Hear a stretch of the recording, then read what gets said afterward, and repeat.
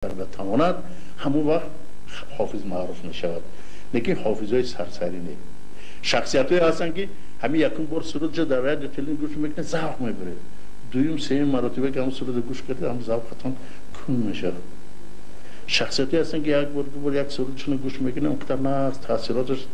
تاثیر نمیکنه.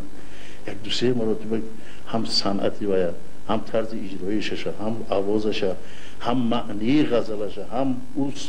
آهنگی که با اون غزل بسته است با معنیش تو یک بار دو بار سرودهای هستند که دیر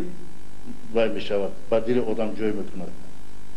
چون که با همون معنی وای با ساخت طلبات همون زمانه همون فهمیش همون خونه به خدا کردن نمیتونه همین چیزی که دیر